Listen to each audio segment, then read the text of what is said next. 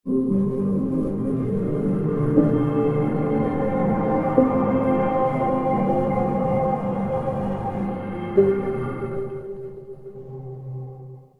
my dear friends and students. আজি মই এই ভিডিঅ'টোত ক্লাছ 10 মেথছৰ চেপ্টাৰ 14ৰ উদাহৰণ 3টো কৰাম আৰু ছাত্ৰছাত্ৰীসকল তোমালোকে যদি এতিয়ালৈকে মোৰ চেনেলটো সাবস্ক্ৰাইব কৰা নাই প্লিজ সাবস্ক্ৰাইব কৰি লোৱা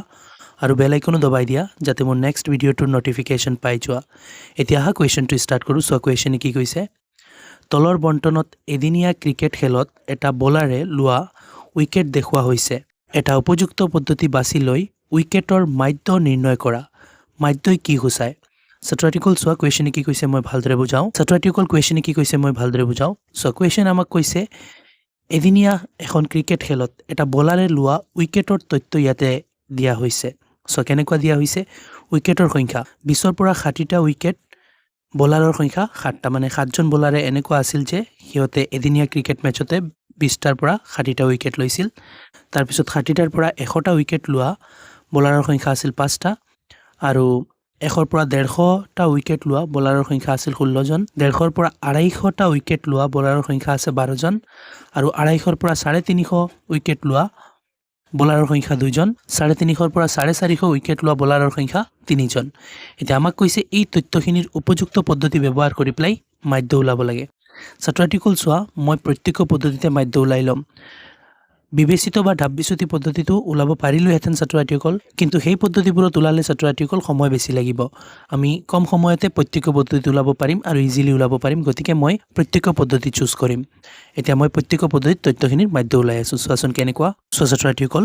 ওপৰত দিয়া তথ্যখিনিৰ মাধ্য ওলাবৰ কাৰণে মই এটা টেবুল পাতি লৈছোঁ। যিহেতু মই প্ৰত্যেক পদ্ধতিত মাধ্য ওলাম, ছাত্ৰছাত্ৰীসকল প্ৰত্যেক পদ্ধতিত মাধ্য ওলাবলৈ হ'লে এনেকুৱা 4টা কলমযুক্ত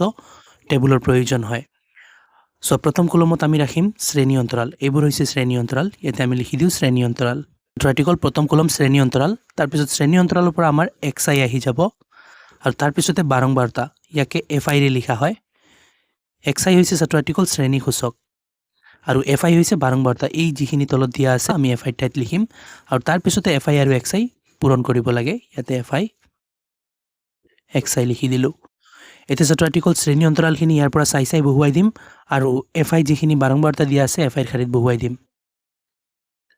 সো ছাত্ৰছাত্ৰীসকল এই শ্ৰেণী অন্তৰালটো চাই শ্ৰেণী অন্তৰালৰ শাৰীত বহুৱাই দিছোঁ আৰু বাৰংবাৰতাটো চাই fi ৰ শাৰীত বহুৱাই দিছোঁ। আৰু ছাত্ৰছাত্ৰীসকল লাইন বাই লাইন মিলাই পেলাই বহুৱাব লাগিব, নহ'লে ভুল হৈ যাব তাৰপিছত। এতিয়া ছাত্ৰছাত্ৰীসকল আমি এই শ্ৰেণী অন্তৰালৰ পৰা শ্ৰেণী সূচক অৰ্থাৎ xi টো ওলাম। ছাত্ৰছাত্ৰীসকল চোৱা, এই শ্ৰেণী সূচক অৰ্থাৎ xi ওলোৱাৰ নিয়মটো হৈছে শ্ৰেণীৰ উচ্চসীমা প্লাছ নিম্নসীমা ডিভাইডেড বাই 2, মানে উচ্চসীমা আৰু নিম্নসীমা দুয়োটা যোগ কৰি পেলাই 2 দি ডিভাইড কৰিব লাগে। যেনেকুৱা মই এটা দেখুৱাওঁ। সো শ্ৰেণীৰ উচ্চসীমা হৈছে 60 প্লাছ নিম্নসীমা হৈছে 20 ডিভাইডেড বাই 2, এনেকুৱা হ'ব লাগে। আৰু এইটো কেলকুলেট কৰিলে কিমান হ'ব, 60 আৰু 20 80 হ'ব আৰু তলত আছে 2 দি 80ত কেইবাৰ 40 বাৰ, এনেকুৱা হ'ব লাগে। যেনেকৈ ইয়াতে 40 ওলাইছে। এতিয়া ছাত্ৰছাত্ৰীসকল মই এনেকুৱা বাৰ বাৰ নকৰি পেলাই এটা টেকনিক ইউজ কৰি পেলাই কম সময়তে শ্ৰেণী অন্তৰালখিনি ওলাই দিব পাৰোঁ। যেনেকুৱা তোমালোকক শিকাওঁ। চোৱা মই কি কৰোঁ, চোৱা দুয়োটা যোগ কৰি 2 দি ডিভাইড কৰা মানে কি আধা কৰিব লাগে। তেনেহ'লে মই প্ৰথমতে এই বেছিৰ পৰা কমাই পেলাই কমটোত ভৰাই পেলাই মানে দুই চাইড সমান কৰি দিওঁ আৰু সমান কৰি যিকোনো এটা চাইড লিখি দিলে দুয়োটাৰ যোগফলৰ আধা লিখা হৈ যায়। যেনেকুৱা চোৱা এইটো 60 এইটো 100, 100টো বেছি, কিমান বেছি 40 বেছি। এই 40টো ধৰি লোৱা মই হাতত লৈ লৈছোঁ আৰু 40টোক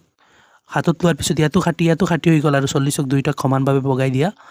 20 হৈ যাব। মানে ইয়াতো 20 দিলে 80 হ'ব, তাতো 20 দিলে 80 হ'ব। মানে ছাত্ৰছাত্ৰীসকল ইয়াৰ পৰা 20 উঠাই দিলে 80 আৰু ইয়াতে 20টো পঠাই দিলে বহুৱাই দিলে 80 হ'ব। 80 হৈ যাব, দুয়োটা যোগফলৰ আধাও 80 হ'ব। তাৰপিছত এনেকুৱা ইয়াতে কৰিম ছাত্ৰছাত্ৰীসকল। চোৱা ইয়াতে 100 আছে, ইয়াতে 150 আছে, মানে 50 বেছি। এই 50টোক দুয়োটাতে বগাই দিম। চোৱা 50ৰ 25 তাতে ৰাখিম আৰু 25 ইয়াতে দি দিম। 125 তাতো 125 হৈ যাব, মানে দুয়োটা যোগ কৰিলে যোগফলৰ আধা 125 হ'ব। তাৰপিছত ছাত্ৰছাত্ৰীসকল ইয়াতে 150 আৰু ইয়াতে 250, 100 বেছি। 100টোক আমি হাতত লৈ ল'ম আৰু 100টোক আধা কৰি পেলাই 50 দুয়োটাক দি দিম। ছাত্ৰছাত্ৰীসকল ইয়াতে 50 দিলে 200 হ'ব আৰু তাৰ পৰা 50টো ওলাই আনি পেলাই ইয়াতে দিছোঁ, তাতো 200 হৈ গ'ল। দুয়োটাৰ যোগফলৰ আধা 200 হ'ব। তাৰপিছত ছাত্ৰছাত্ৰীসকল ইয়াতে 250 আৰু 350, 100 বেছি। 100টোক আমি আধা কৰি ল'ম, আধা তাতে ৰাখিম, আধা ইয়াতে ৰাখিম। সো ইয়াতে আধা বহুৱালে কিমান হ'ব, 250 আৰু 100 আধা 50 আনি পেলাই বহুৱালে 300 হৈ যাব আৰু তাৰ পৰা 50 কমোৱাত তাতো 300 হ'ব 300 হ'ব সিহঁতৰ যোগফলৰ আধা 300 হ'ব ছাত্ৰ ছাত্ৰীসকল ইয়াতে 100 বেছি আছে 100টোক আমি লৈ ল'লোঁ আৰু আধা কৰি ল'লোঁ 50 50 দুয়োটাত বগাই দিলোঁ ইয়াতে 50 দিয়াৰ লগে লগে ইয়াতে হৈ গ'ল 400 আৰু তাৰ পৰা 50 কমোৱাৰ লগে লগে তাতো হৈ গ'ল 400 দুয়োটাৰ যোগফলৰ আধা 400 হ'ব বা ছাত্ৰ ছাত্ৰীসকল তোমালোকৰ যেনেকুৱা সুবিধা লাগে দুয়োটা যোগ কৰি আধা লিখিব লাগে আৰু এতিয়া চোৱা ইয়াতে আমি পূৰণফল বহুৱাম এই FI/XI ছাত্ৰ ছাত্ৰীসকল মই শূন্য এৰি পেলাই পূৰণ কৰিম তাৰপিছত শূন্যটো লগাই দিম তেতিয়াহ'লে ইজিলি পূৰণ কৰিব পাৰিম চ' 7 4 গুণ 28 28 কিন্তু ইয়াতে 4 নাছিল 40 আছিল গতিকে শূন্য এটা হ'ব তাৰপিছত 8 5 গুণ 40 কিন্তু ইয়াতে 8 নাছিল 80 আছিল গতিকে শূন্য এটা হ'ব তাৰপিছত 16 125 গুণ কিমান হয় এইটো আমি বাহিৰত পূৰণ কৰিব লাগিব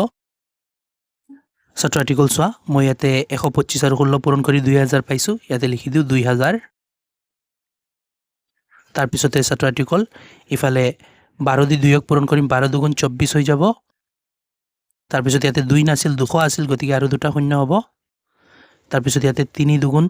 6 লিখি দিম আৰু ইয়াতে 3 নাছিল 300 আছিল গতিকে 600 হৈ যাব তাৰপিছতে ইয়াতে 3 4 গুণ 12 লিখি দিম আৰু ইয়াতে 4 নাছিল 400 আছিল গতিকে আৰু দুটা শূন্য হ'ব ছাত্ৰ ছাত্ৰীসকল ইজিলি আমি পূৰণ কৰি ল'লোঁ এতিয়া আমাৰ যোগফল লাগিব FI আৰু FI/XI ছাত্ৰ ছাত্ৰীসকল ইয়াতে লিখিলোঁ সিগমা FI সিগমা মানে যোগফল আৰু FI মানে FI ৰ যোগফল এতিয়া যোগ কৰোঁ চ' একক এককৰ লগত যোগ কৰিম 7 5 12 12 আৰু 6 18 18 আৰু 2 20 20 আৰু 2 22 22 আৰু 3 25 25 5 হাতত থাকিল 2 তাৰপিছত দহক দহকৰ লগত ছাত্ৰ ছাত্ৰীসকল ইয়াতে দহক নাই ইয়াতে আছে 1 1 2 মাত্ৰ দহকত 1 আৰু 1 2 আছে আৰু নাই 2 আৰু হাতৰ 2 মিলি পেলাই 4 হৈ যাব ছাত্ৰ ছাত্ৰীসকল মুঠ বাৰম্বাৰতা হৈছে 45 এতিয়া আমাৰ সিগমা FI/XI লাগিব মানে যোগফল FI/XI ইয়াতে লিখোঁ যোগ সিগমা FI/XI আৰু ইকুৱেল দি পেলাই ইহঁতৰ যোগফল ইয়াতে তলত লিখি আছোঁ ছাত্ৰ ছাত্ৰীসকল ইয়াতো আমি একক এককৰ লগত দহক দহকৰ লগত শতক শতকৰ লগত হাজাৰ হাজাৰৰ লগত চ' শূন্য চবৰ এককত শূন্য আছে গতিকে এককত শূন্যই হ'ব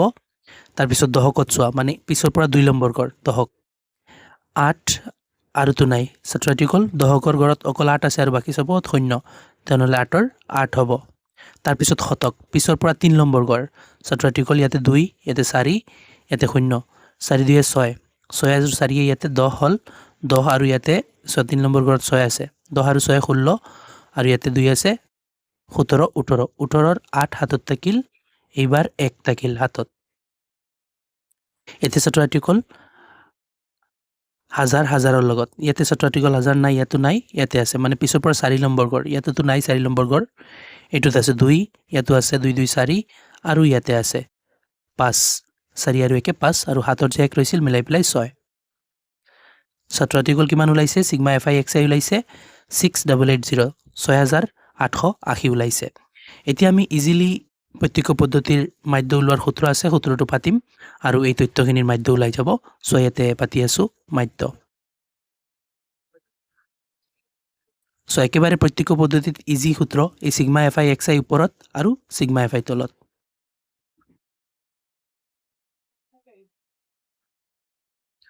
চোৱা সিগমা FI/XI ভেলু হৈছে 6880 6880 আৰু তলত সিগমা FI কিমান 45 এতিয়া ছাত্ৰ ছাত্ৰীসকল আমি ইয়াতে দেখিছোঁ 5ৰে কাটিব পাৰিম 0 থাকিলেও 5ৰে যায় আৰু 5 থাকিলেও 5ৰে যায় গতিকে 5ৰে কাটি আছোঁ 5 9 গুণ 45 ইফালে 5 দি 6ত কেইবাৰ একবাৰ 5 গুণ 5 হয় ইয়াতে 6 আছে মানে 1 বেছি 1 আৰু 8 18 18ত কেইবাৰ 5 3 গুণ 15 হয় ইয়াতে 18 আছে মানে 3 বেছি আৰু 3 আৰু 8 38 5 7 গুণ 35 হ'ব 38 আছিল মানে 3 বেছি 3 আৰু 0 30 30ত কেইবাৰ 30ত 5 6 গুণ 30 এতিয়া ছাত্ৰ ছাত্ৰীসকল এইটো 9 ওলাইছে 9টো 3ৰে যায় সেইটো 3ৰে যায় নেকি সব যোগ কৰি পেলাই যদি 3ৰে যোৱা সংখ্যা হয় তেনেহ'লে 3ৰে যাব চাওচোন কিমান হয় যোগ কৰি পেলাই 7 6 13 13 আৰু 3 13 আৰু 3 16 আৰু 1 17 17টো ছাত্ৰ ছাত্ৰীসকল 7ৰে নাযায় গতিকে এইটো 7ৰে নাযাব যি হৈছে এবাৰ লিখি লওঁ চোৱা তলত 9 আৰু ওপৰত 137576 পাইছোঁ 1376 এতিয়া ছাত্ৰ ছাত্ৰীসকল আমি এইটোৰে হয়তো হৰণ কৰিম হৰণ কৰি যি পাওঁ সেইটোৱে হ'ব ওপৰত দিয়া তথ্যখিনিৰ মাধ্য ছাত্ৰ ছাত্ৰীসকল চোৱা মই কাষতে হৰণ কৰি আছোঁ সো ছাত্ৰ ছাত্ৰীসকল মই ইয়াতে হৰণ কৰি দি আছোঁ কাৰোবাৰ হৰণৰ ডাউটছ থাকিলে ক্লিয়াৰ হৈ যাব সো তলত 9 আছে তলতটো বাহিৰত কাৰণ 9ৰে হৰণ কৰিব লাগে আৰু ওপৰত যি আছে এইটো হৰণ হ'ব লাগে গতিকে এইটো ভিতৰত 1376 ছাত্ৰ ছাত্ৰীসকল 9ৰে একত না যায় 13 ললো 13ত কেইবাৰ 9 গুণ 9 হ'ব 13ৰ পৰা 9 গলে কিমান থাকিব 4 থাকিব ইয়াৰ পৰা এতিয়া 7 এটা নমাই দিও এতিয়া 47 47ত কেইবাৰ 9 5 গুণ 45 হয় 9 5 গুণ 45 তাৰ পিছত 47ৰ পৰা 45 গলে কিমান থাকিব 2 থাকিব আৰু এটা নম্বৰ আছে 6 6টো নমাই দিলো এতিয়া 9 দি 26ত কেইবাৰ ছাত্ৰ ছাত্ৰীসকল 9 3 গুণ 27 বেছি হৈ যায় তেনেহলে 9 দুগুণ আমি 18 ল'ব লাগিব আৰু 18 হলে কিমান হ'ব 6 ৰ পৰা 8 না যায় এক দাৰ কৰিলো 16 16ৰ পৰা 8 গলে 8 হ'ব আৰু ইয়াতে এক থাকিল একৰ পৰা 1 গলে 0 সময়ত নবয়ে ওপৰৰ পৰা নমু আৰু একো নাই গতিকে পইণ্ট বহুৱাই পেলাই আমি 0 এটা নমাই দিম এতিয়া 9 দি ইয়াতে 80 হৈ গৈছে 80ত কেইবাৰ 9 8 গুণ ছাত্ৰ ছাত্ৰীসকল 72 হয় ইয়াতে 8 লিখি দিও 8 বাৰ গৈছে কিমান হয় 72 হয় এতিয়া ছাত্ৰ ছাত্ৰীসকল 80ৰ পৰা 72 গলে আকৌ 8 হ'ব আকৌ ইফালে পইণ্ট আছে যেতিয়া এটা 0 নামিব 80 হ'ব আকৌ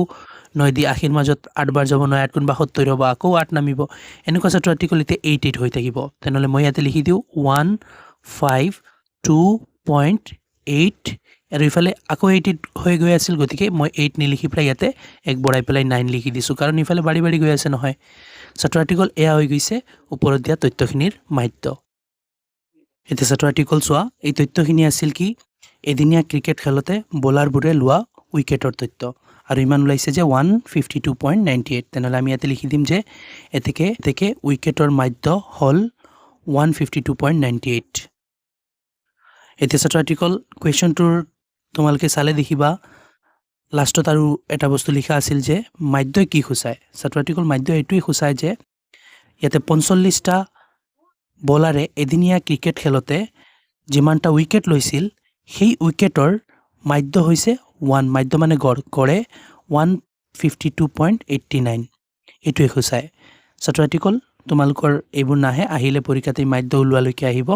এইটোৱেই ইম্পৰ্টেণ্ট হয় মই কৰাই দিছোঁ আশা কৰোঁ তোমালোকে ভালদৰে বুজিব পাৰিছা আৰু বুজাত যদি কোনো অসুবিধা হয় মোক কমেণ্টত জনাবা ভিডিঅ'টো ভাল লাগিলে লাইক এণ্ড শ্বেয়াৰ কৰিবা চেনেলটো ছাবস্ক্ৰাইব কৰি দিবা থেংক ইউ